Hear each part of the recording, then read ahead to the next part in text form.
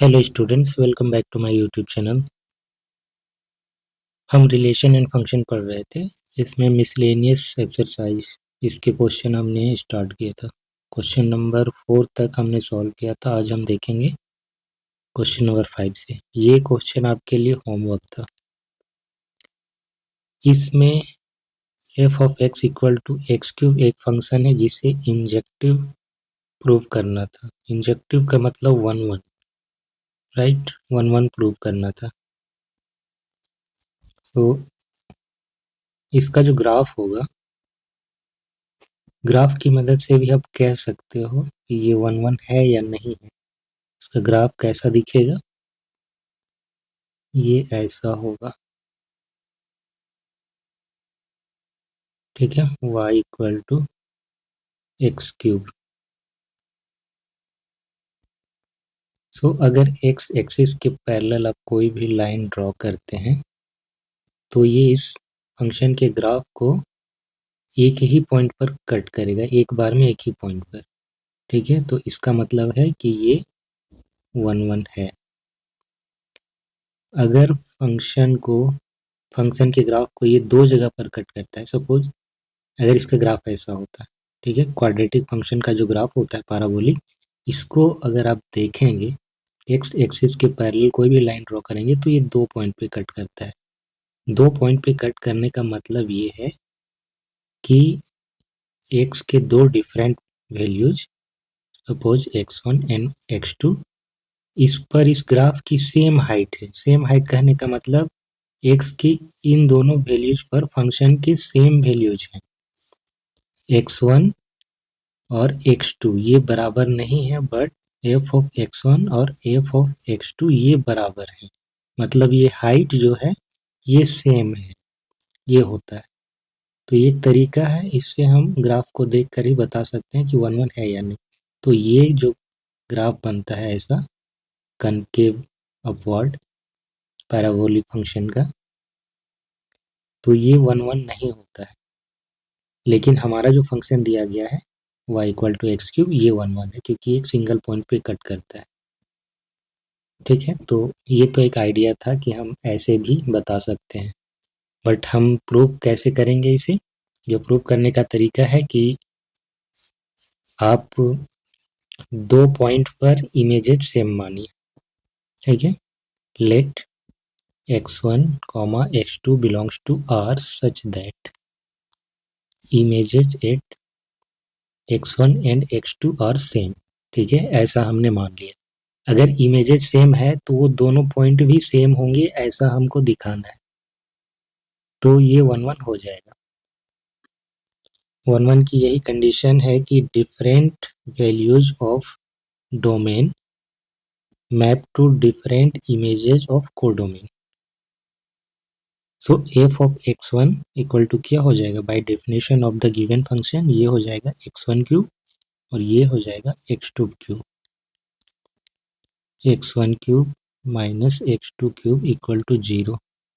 अब a cube minus b cube का जो फॉर्मूला है वो लगा दीजिए। x1 minus x2 into x1 plus x1 x2 plus x1 का स्क्वायर होगा x2 स्क्वायर इक्वल टू 0। अब यहाँ पर दो फैक्टर मिल रहे हैं हमें।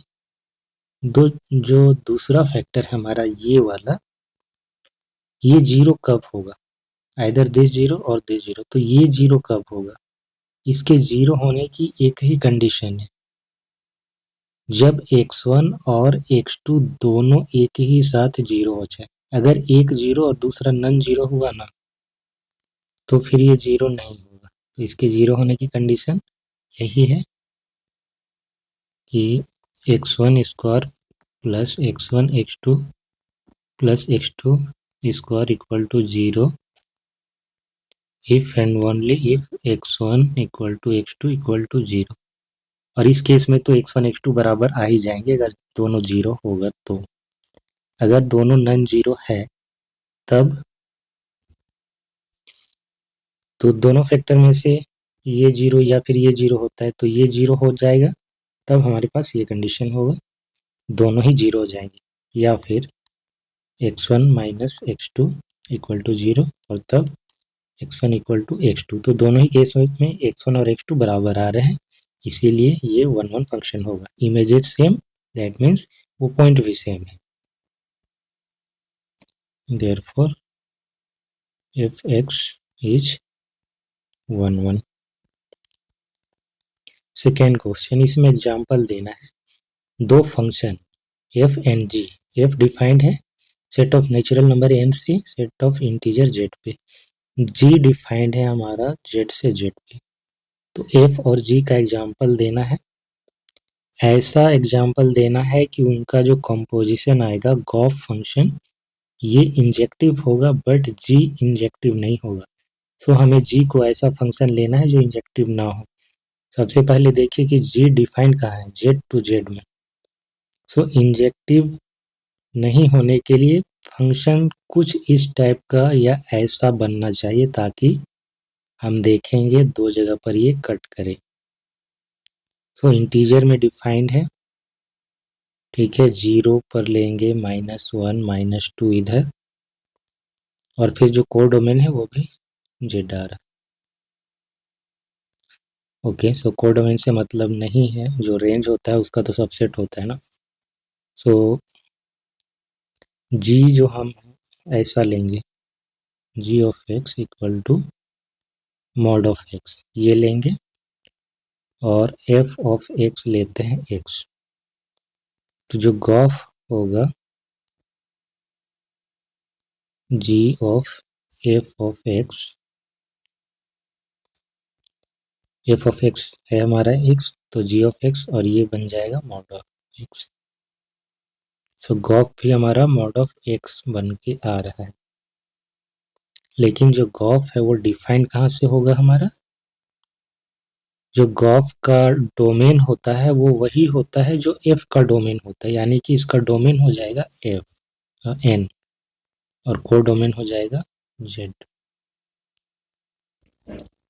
सो ऐसे अगर ये जेड टू जेड होता ना तब ये 1 1 नहीं होता, ये गॉफ फंक्शन 1 1 नहीं होता। मॉड ऑफ एक्स जो होता है इसका ग्राफ कुछ ऐसे दिखेगा, ठीक है, यहाँ पर सिंगल सिंगल पॉइंट आएंगे, लाइन नहीं आएगा, क्योंकि ये एन टू जेड डिफाइंड है।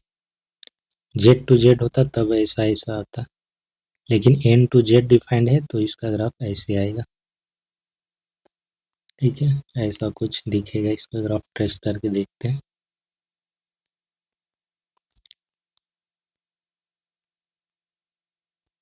सो एन टू जेड सिर्फ नेचुरल नंबर पे, ये 1, ये 2, ये 3,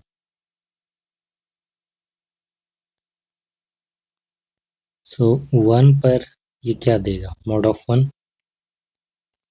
इसका जो इनपुट होगा सिर्फ नेचुरल नंबर होगा, तो 1 पर ये 1 देगा, यहाँ पर 2 पर ये यहाँ पर देगा वैल्यू, 3 पर ये यहाँ पर कहीं देगा, 4 पर ये 4 देगा, ठीक है। तो ये 1 1 है, क्लियरली दिख रहा है, स्ट्रेट लाइन नहीं होगा, ये सिंगल सिंगल डिस्क्रीट पॉइंट्स आएंगे।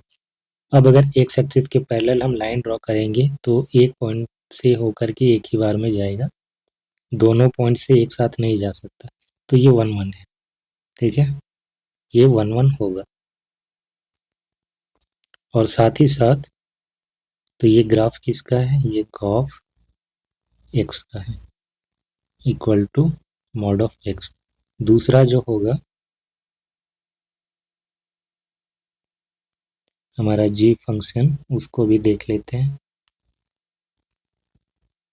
सो जी जो फंक्शन है वो डिफाइंड है जेड टू जेड, यानी कि इंटीजर्स -1 -2 सब में, और इस पर वो क्या वैल्यू दे रहा है, मॉड ऑफ एक्स, तो -1 पर ये 1 देगा, और 1 पर भी ये 1 देगा, इस पर भी 1, -2 पर ये 2 देगा, और 2 पर भी ये 2 ही देगा, और 0 पर 0 होगा, तो इसका ग्राफ कुछ ऐसा शेप ले रहा है।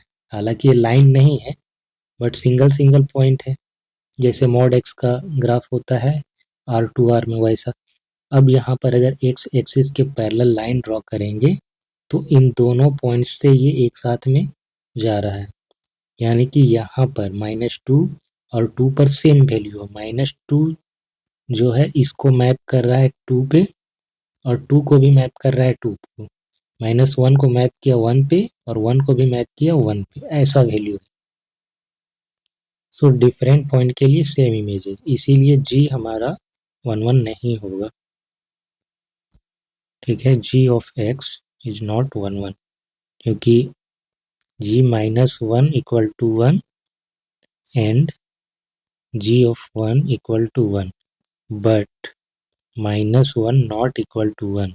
This implies gx equal to mod of x is not 1 1. यहाँ पर डोमेन और कोडोमेन भी इम्पोर्टेंट होता है, क्योंकि उसकी वजह से ही सारा खेल बिगड़ जाता है। अगर यहीं पर डोमेन और कोडोमेन अलग होता, R2R होता, तो हमारा गॉफ फंक्शन भी इंजेक्टिव नहीं होता। तो अब गॉफ के लिए चेक करते हैं। मान लेते हैं कि दो वैल्यूज हैं x1 and x2, such that gauge of x1 equal to gauge of x2. So g of f of x1 equal to g of f of x2. So f of x1 क्या होगा, x1 होगा, f of x2 x2 होगा, g of x1 mod of x1 हो जाएगा और ये x2 हो जाएगा।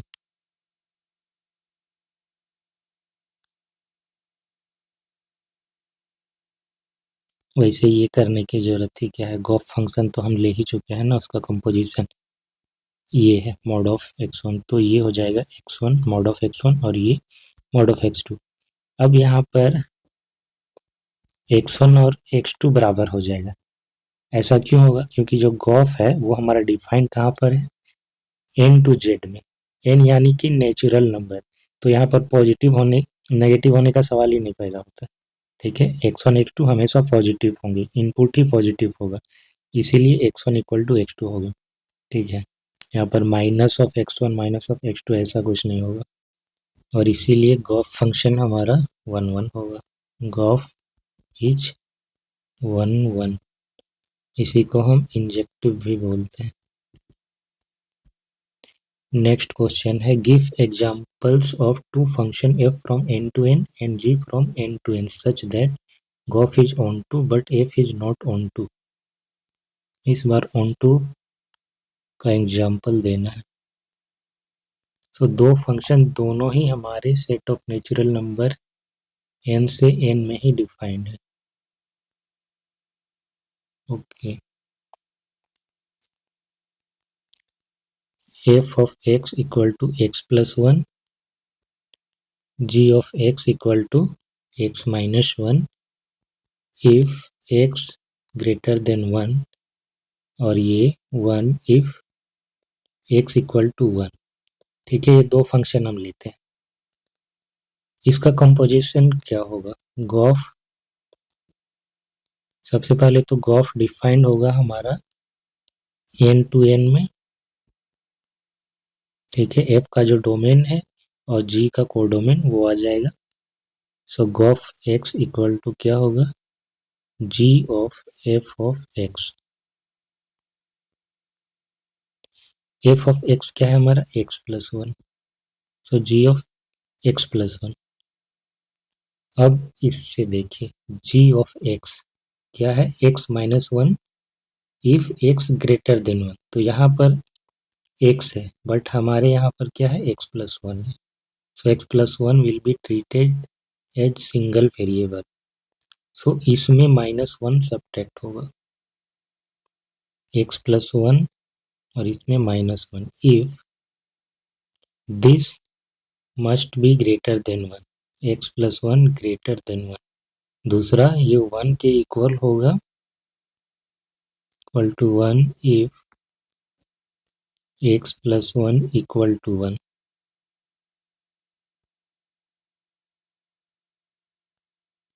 सो ये हो जाएगा x if x greater than 0 and 1 if x equal to 0।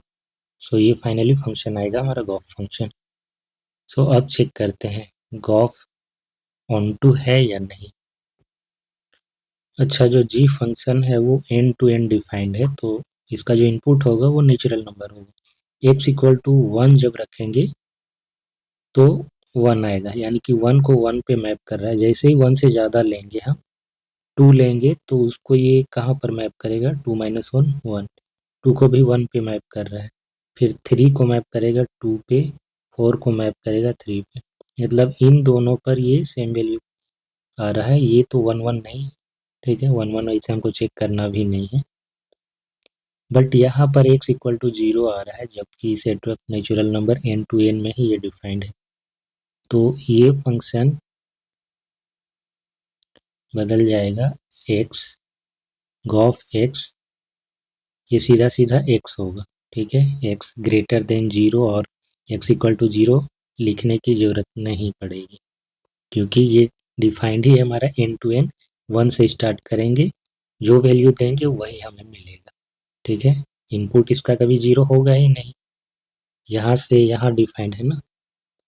So Gauff हमारा क्या आएगा, gof x equal to x। So ये ऑन टू होगा, क्योंकि ये हर एक नेचुरल नंबर को सेम नेचुरल नंबर पे ही मैप कर रहा है, ठीक है। तो for every natural number n belongs to n, ये कोडोमेन, ठीक है, ये कोडोमेन में ले रहे हैं, codomain. There exist n in n, ये domain,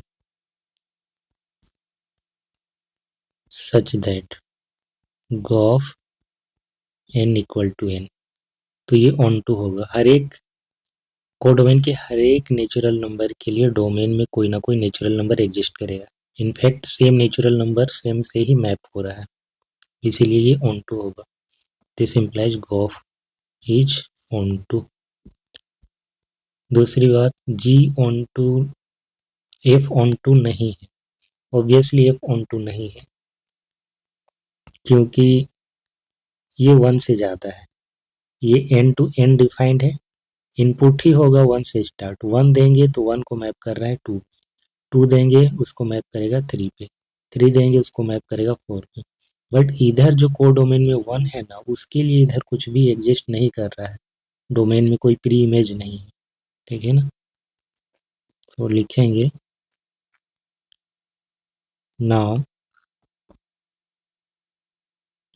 for 1 belongs to n codomain, there does not exist any natural number in n, यानी कि डोमेन में,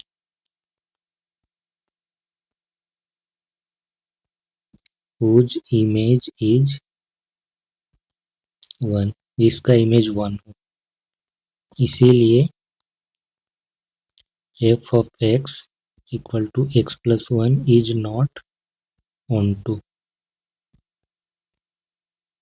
तो ये ऑन टू नहीं है। नेक्स्ट क्वेश्चन, क्वेश्चन नंबर 8 है, 5 given non empty set x, consider px। px क्या है, power set of x, which is the set of all subset of x। Power set क्या होता है, collection of all subset.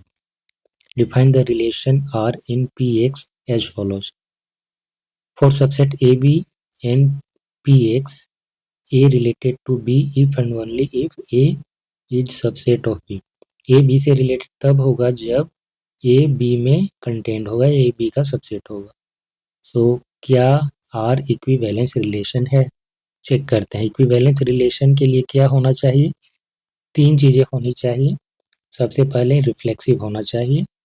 Reflexive का मतलब है कि उस सेट का हर एक एलिमेंट खुद से रिलेटेड हो। दूसरा होता है सिमेट्रिक और तीसरा होता है ट्रांजिटिव। जब ये तीनों चीज़ें होंगी तब जाके वो इक्विवेलेंस रिलेशन बनाएगा। सो सबसे पहले हम चेक करेंगे रिफ्लेक्सिव। रिफ्लेक्सिव, क्योंकि हर एक सेट खुद का सबसेट होता है, ये हम जानते हैं। हर एक सेट खुद का सबसेट होता है, इसका मतलब पी एक्स का हर एक सबसेट जो होगा, पी एक्स का हर एक एलिमेंट, ठीक है, पी एक्स का हर एक एलिमेंट, क्योंकि पी एक्स के अंदर ही सारे सबसेट हैं एक्स के, तो पी एक्स का हर एक एलिमेंट खुद से रिलेटेड होगा। Let A belongs to power set of x,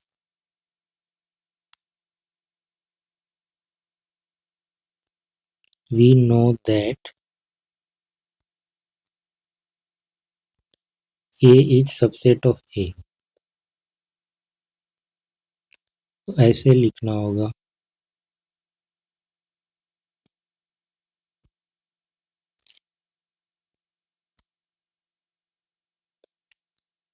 for every A belongs to power set of X, A is subset of A, therefore A related to A।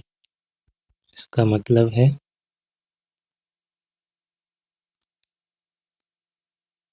जो R है वो reflexive होगा। R हमारा relation, ठीक है, R is reflexive. जो relation define किया गया है कि A सबसेट है B का, तो ये जो रिलेशन है ये रिफ्लेक्सिव होगा।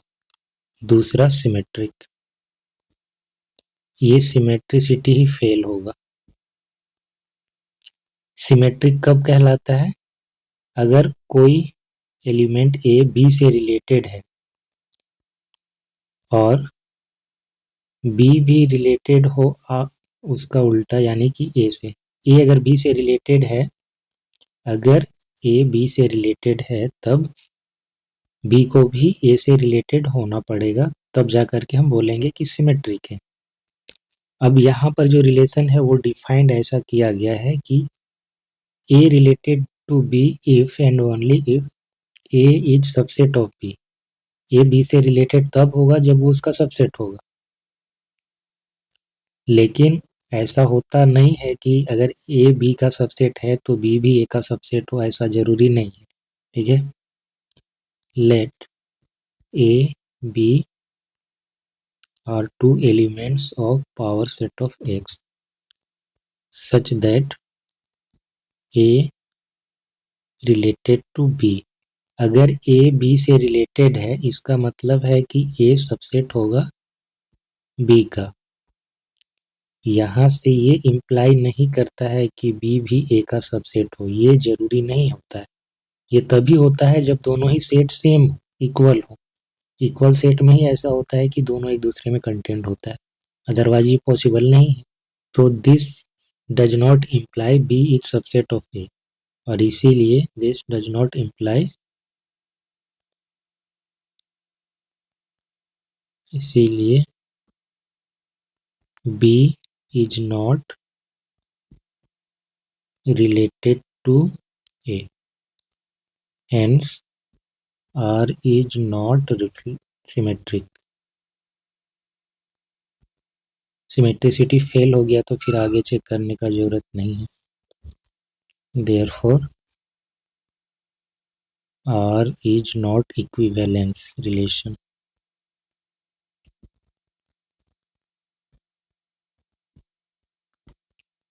ठीक है, तो ये प्रूफ हो गया। बाकी के क्वेश्चन नेक्स्ट क्लास में। आई होप कि वीडियो आपको अच्छा लगा हो, इसे लाइक और शेयर करें, चैनल को जरूर सब्सक्राइब करें। कोई डाउट होता है तो आप कमेंट सेक्शन में पूछ सकते हैं। मिलते हैं नेक्स्ट क्लास में। Thanks for watching, have a nice day.